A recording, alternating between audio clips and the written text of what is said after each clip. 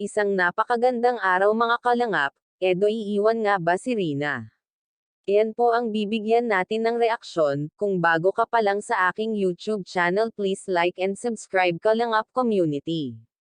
Sa isang interview ni Kalangap Dan ay natanong nga nito kung kamusta nga si Jomar sa pagiging kuya kay Rina.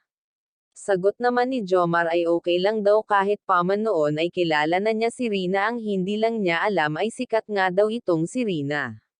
At nung nagkasama na nga daw sila ay talagang ang napapalapit nga daw sila sa isa't isa.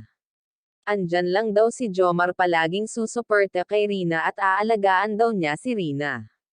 Bunso nga ang tawag ni Jomar kay Rina dahil kapatid na nga daw ang turing niya kay Rina. Sa isang tanong ni Kalangap Dan kung iiwan nga ba daw niya si Rina, ito naman ang kanyang sagot, kung bibigyan pa daw siya ng chance na mag-alaga kay Rina ay aalagaan pa daw niya si Rina. Hindi naman daw siya magsasalita ng tapos. Pero gagawin daw niya ang lahat para makatulong kay Rina. Hindi daw niya iiwan si Rina hanggat hindi pa gumagaling ito, at kahit na gumaling na si Rina ay nandyan pa rin siya kay Bunso. At sa lahat daw ng K-boys ay nandyan lang daw sila para kay Rina. Kahit pa daw anong mangyari ay palagi daw silang nakasuporta kay Rina. Ngayon nga ay masaya daw si Rina sa piling ng kanyang kuya Jomar. Dahil napakabait talaga ni Jomar at kita naman kung gaano niya kamahal si Rina.